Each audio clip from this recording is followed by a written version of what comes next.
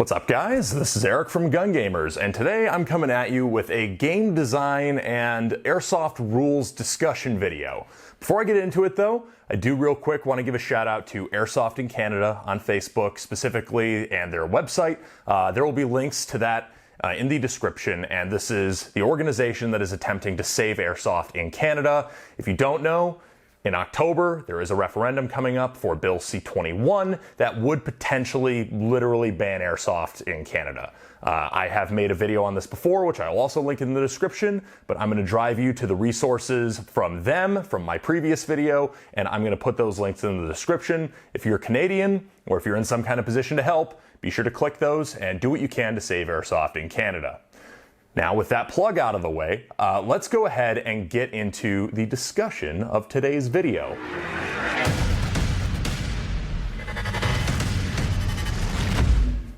Airsoft is better with ammo limitations.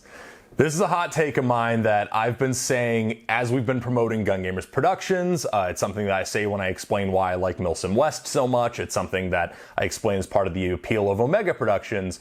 But I want to take some time and really fully explain why I believe this to be the case and what the arguments for and against are. Now, what do I mean by ammo limitations? Let's define our terms.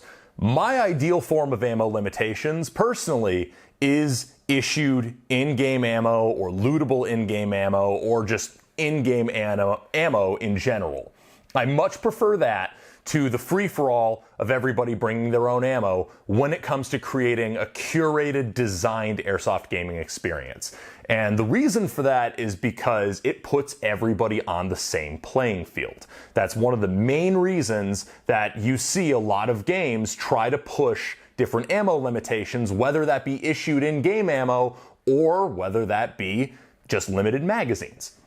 I mean, even on the extreme competitive end of airsoft, Speed QB has magazine and ammo capacity limits for their different guns that you can use at Speed QB tournaments. That's why I think it's funny when I talk about ammo limitations and sometimes people derisively say to me, you can't do that at field. Speed softers will never go for it. I'm like, what are you talking about? The best speed softers in the world are doing it. Regardless, one of the things that I think airsoft struggles with as a game sometimes is that people are on vastly different playing fields just from the word go of the equipment that they bring to the game. Airsoft is pay to win is a common joke that you see people make who've been playing for a while, but it's almost not a joke. I want to use an example of AMS's rule set, say. So AMS, you're limited to 7 magazines, and other than that, it's just, they have to be 7 non-winding mid-capacity type magazines. That's the entirety of the ammo limitation rule. You can't reload in the field. You have to have 7 magazines. It's pretty much the size of it. Well, 7 EPM 1s loaded with .4s fed through a tuned gun or an HPA system is a far sight different level of firepower than 7 120 round mag mid-caps loaded with 2.8s fed through whatever gun they're being fed through. It's a very different situation just from the same rule of 2 people bringing different things to comply with that rule. It's just a ridiculous imbalance. Now, one could, of course, make the argument that that imbalance is the fault of the players. The player who brought the 120 round mag mid caps with 2.8s, of course they're putting themselves at a disadvantage. They didn't get the best and latest equipment. They don't have, the most expensive stuff. They don't want to pay to feed 4s through everything. And, there's some validity there, but at the end of the day, they paid the same ticket price. Or maybe they didn't, who knows. But the point is, you're both paying to come play this game, and the equipment that you bring to the game then really dictates the level of advantage that you can have. Because it just is an advantage to feed 4s through a really nicely tuned gun through 7 EPM 1s. That is an advantage objectively. Can it be overcome with intelligent play? Absolutely. But it becomes much harder because let's say the person with 7 EPM 1s full of 4s is an intelligent player. Now the equipment is going to play a bigger factor. So that's something that I think really becomes a problem, especially as you get into the more casual end of play, where you've got bigger blends of people who've been playing for a really long time, have very well-tuned equipment, have really nice ammo, and know how to, work the rules like that, versus players who maybe this is their first organized game, and now they're just gonna get fucking stomped on, and they're gonna have to go back and reinvest into everything just to be able to compete. Or they're just going to have to get really, really, really, really good, even as compared to the guys who have the much nicer equipment. So it's like, that it is an inherent imbalance. And I think that that's one of the imbalances that a more strict and issued in-game ammo limitation helps to fix. Now you don't have it where everyone's bringing whatever number of magazines they've got. Let's say you do it like Omega does it, where their limitation is you can have a total of 300 BBs total magazine capacity, just of all the mags that you bring. That reinforces the experience that Omega is going for of a desperate survival situation, especially because Omega's ammo distribution and all that, it's a whole thing to get into on itself. But that's the other thing. Ammo limitations and ammo issuance help you to curate the experience that you're trying to create. Maybe the experience you're trying to create is the one where you get to go and test your equipment's limits and just punch down on people if you have really nice stuff.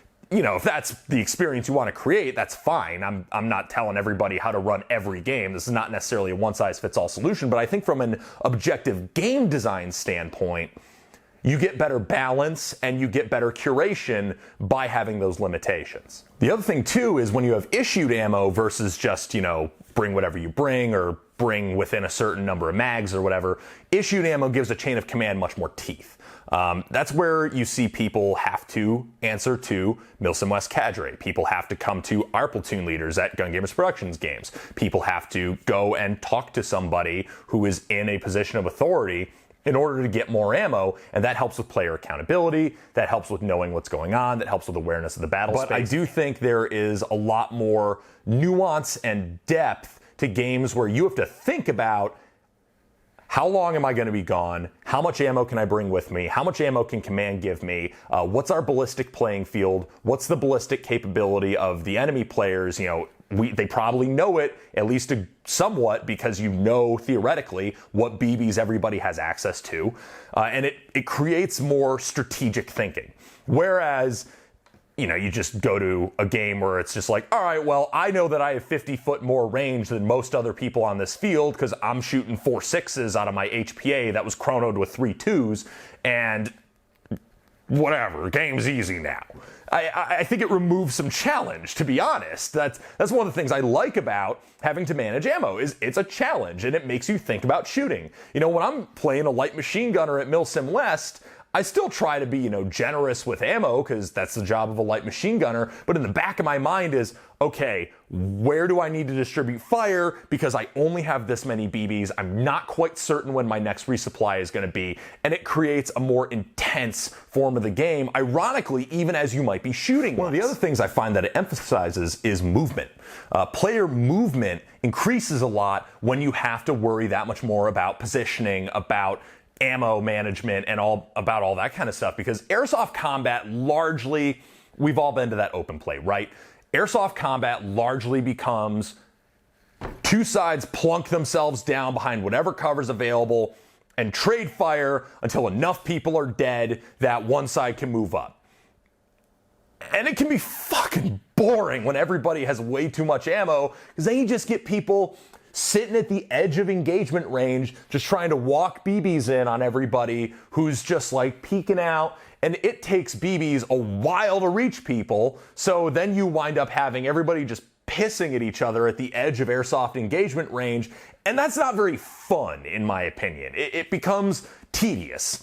I prefer it when you really have to worry about maneuvering and getting into positions, because you can't afford to sit in one spot and waste ammo at the edge of engagement range, because you don't know when you're going to get more ammo. And it becomes a lot easier to maneuver as well when you don't just have somebody loaded up with ridiculous amounts of ammo that you're charging into. It also makes the machine gunners that much more important, because Now the machine gunners are the guys who have the most ammo capability, the way that they prioritize it. So the machine gun class gets a big boost in utility. And at most open plays and a lot of casual airsoft events, machine guns really don't have any inherent advantages. They're not very useful, to be honest. And putting everybody on the same ballistic playing field as well is a huge advantage because, now you don't have players who are bringing in .4s and .36s and feeding those through their super tuned guns who are now basically making marksman rifles obsolete. Because you can get 250 feet of range out of a 1.5 joule AEG shooting .4s. I mean, we've done testing where you can make hits on human-sized targets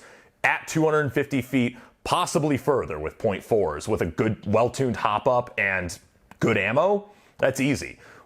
Well, most marksman rifles aren't even exceeding 300 feet, and that's assuming they're feeding the right ammo. So now you've got this issue where the line between different classes blurs so much, the less restrictive you are. And now the classes don't really have any game design advantages.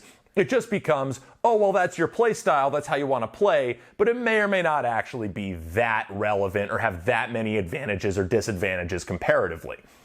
That's why we designed Gun Gamers Productions, where marksmen are the only one who get heavy ammo. So when you get heavy ammo as a marksman, now you actually have that ballistic advantage of, I have .4s. I have .4s at 2.8 joules. I have that much more reach and engagement range, and that makes the 100-foot MED a more acceptable trade-off, because now, guess what? You probably have 100 more feet of range than everybody else who's shooting .28s. And that's why I think, God, I don't want to pick on people, but this last weekend I was at Milsim West's the Battle for Mount Balcar. I had a wonderful time at that game, by the way. I really, really want to see Milsim West keep going back to that property. Really cool place. But that's regardless. Everybody take a drink. If you're still playing the Milsim West drinking game at home, this is a soft drink, so it's probably not that exciting to watch, but whatever. Anyway, during the AAR, one of the things that I observed was a lot of people requesting that their specific BB weight should be available. People are like, well, I want 3 6s, I want 3 2s, I want 4s, I want 4 6s. And it gets to a point where then you're no longer accepting that you're playing a military simulation game that's supposed to have, the level of experience where everybody is ballistically pretty similar or ballistically within their class, and now you just want, okay, well, I want my gun to perform the way I tuned it to perform, and I want my ammo to be available to me. And I get that from a player freedom aspect. People are used to games where you bring all your ammo and you tune your gun to the ammo that you bring. And I hear some people say, well, my gun can't hop 2/8. And I don't want to be mean, but if you built your super tuned up, hopped up airsoft gun and it can't hop 2/8 because it'll overhop them because you set it to only hop 3 6s or 4s, you did not install your hop up correctly. I have Maple Leaf MR hop buckings in half of my airsoft guns at this point. Every one of them can hop anywhere from 2 5s to 4 3s. No problem. If you installed an R-hop and you did not file it correctly to where you can turn it completely off, you did not install your hop up correctly. That's on you. I'm not some tech wizard. I'm not the guy here who's like, oh yeah, you gotta do this, you're gonna get it exactly correct all the time. No, I'm a Neanderthal. I'm an idiot. That's why I use the MR hop buckings, because they're idiot proof. But if you tuned your gun for 3 6s or 4s and you can't turn it down to hop 2/8, that's not the event's problem, that's a you problem. You go into the event knowing what the BB weights are. The Milsim West tax op tells you what the BB weights are that are available. You went to this game knowing what BB weights there would be, didn't tune your gun to that BB weight, and now you're upset that BB weight wasn't available. I'm sorry, but that's on you, man. And it's a very common sentiment, I find, among people who are used to games that let them bring their own ammo. Because now you're thinking, well, I'm giving up ballistic potential. I'm frustrated because I don't feel like I'm doing as well as I could be if my gun was shooting the way I'm used to. To which I kind of say, yeah, that's the point. It's harder. It's more challenging. It makes you focus on tactics. That's the point of a military simulation airsoft game. And I think that people miss that point when they want a million different BB weights available and they want every gun to be tailored to shoot to their exact preferences. It's like, dude, again, there's nothing wrong with enjoying the hobby aspect of tuning your airsoft guns. There's nothing wrong with wanting to push your performance and going to the events that let you do that. But then you go to the events that want to curate a better experience, and I do think it's a better experience personally, and now you're saying that, oh, well, I need my BB weight available all the time. And I just think you missed the point, in my opinion. You know, maybe I'm wrong, if I'm being a dick, if I'm so far up my own ass that I can't even see the light of day, leave a comment letting me know. Please be respectful. My feelings are easily hurt. That said, it's not that serious. We're talking about airsoft game design.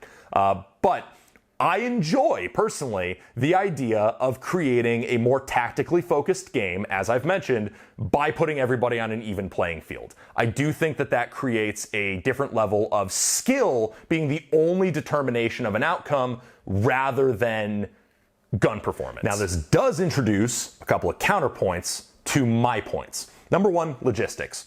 Logistics becomes a determination of gunfighting outcomes because let's say your squad doesn't get resupplied with ammo. And yeah, of course you're going to lose every gunfight you get into. That's going to become its own game balance issue where now the quality of the staff and the quality of the referees or whoever is in charge of distributing the ammo, that level of coordination is going to determine a lot more outcomes than even skill level. Because, you know, if you've got a squad where everybody's down to last mag 100 BBs and then they get attacked by another squad where everybody's got 5 or 6 mags and topped up machine guns, that sucks. That's a bad place to be in. That's gonna basically guarantee who's gonna win that gunfight. But logistics is part of the challenge of these games, in my opinion. And that's where you need to have coordinated staff, everybody who's on the same page. And the logistics challenge is part of the game design intentionally, but it's also one of the biggest challenges and one of the biggest downsides. So if you go to a limited ammo game that has bad logistics, then yeah, you're not creating a very balanced game design experience in that way either. So that's where it's going to be on the admins, it's going to be on the game designers, and it's going to be on the staff to make sure that everybody is getting the ammo that they need. And that's something that is going to come with practice and experience for those people running those types of games. Then you're also going to run into another downside of player freedom. And as I've alluded to, player freedom is a valid point to a game design. Some people do just want to create an experience where everybody gets to go out and play in the sandbox with the toys that they've made that are really, really nice and really well tuned and see how much they can push that performance. And while I sit here opining that my preferences are the only ones that are correct in that matter, you know what? Fair play. If you do want to create that game where everybody gets to go out and see what crazy stuff they can do with their crazy guns, that's okay. That's allowed. There's a reason we call them open plays, because everybody comes out with what they got and sees what they can do, and that's totally fine. I think that's cool in its own right, and I certainly enjoy doing that sometimes. Every now and then I'll load up with EPM 1s loaded with 4s and just be like, yeah, this is nice, this is fun. God, this feels cheap. But it is valid to find that pushing of the performance of the hobby as part of the fun of the hobby, and that's okay. I just think from a pure game balance perspective, that's where you really lose things. And I think that you lose freedom of game design as well when you can't predict what people are bringing out. But those are, my opinions on the subject. So in my ideal world, what is the ultimate version of limited ammo airsoft games? Well, to my mind, it's where everybody gets the same starting allotment of ammo. Chain of command and logistics then, both should have similar amounts of ammo or balanced amounts of ammo, depending on what the objectives they're each trying to complete are. And those ammo weights should be mostly similar or class specific. I prefer class specific ammo because then it differentiates the ballistic performance of each of the weapon classes. I think that that is something that needs to be experimented with more. But in general, I think most riflemen, most machine gunners, those guys should have similar ammo weights, because then you've got a much more level ballistic playing field overall, and hopefully a much more level distribution of ammo, or at least, say a squad gets a bottle of BBs. Now that squad gets to determine where that bottle of BBs goes, and I think that that in itself is a level of player freedom that you don't get, or at least a level of player choice that you don't get with open ammo restrictions. Because then you have it where, okay, now we have to prioritize. Do we feed the machine guns? Do we feed the riflemen? Who's got what ammo? Who's where on what their last gunfights were? And it creates that extra level of challenge and engagement that I find very fun, that I think is really cool. And, in a mil-sim, military simulation context, I think creates a much more immersive and realistic tactical environment overall. So those are my opinions. You are also a person who plays Airsoft, or maybe you don't, in which case I would question why you made it to the end of this video, but you are also a person who plays Airsoft and has your own thoughts and opinions, and maybe your thoughts and opinions are better reasoned out than mine. So leave a comment with your thoughts and opinions. Call me stupid, ugly, or tell me that my opinions are dumb and I am a doo-doo head, but I hope you enjoyed this video regardless. I hope this conversation will be fun regardless, and I do look forward to continuing this conversation with you guys. Be sure to join the Gun Gamers discussion group, because I'm going to start a thread when I put this video up, and I think it will be a rousing good time for everybody to have a really good talk about this aspect of game design that I think is underappreciated. So once again, I've been Eric from Gun Gamers. Thank you very much for watching if you've made it this far, and I hope to see you guys on the field. I'll see you all at Milsim West, Zaporizhzhia Insurgency, that one. Yes, at GTI. It's gonna be awesome. Wolf Cola is coming, baby. Woo! Thanks again for watching. Peace. Thank you for watching this video from Gun Gamers. We hope you enjoyed watching it as much as we enjoyed making it. Check the description below if you'd like to buy a t-shirt or a patch, and use the coupon code JUDY10 for 10% off of your next order at Amped Airsoft. Thank you again for watching, and praise Judy.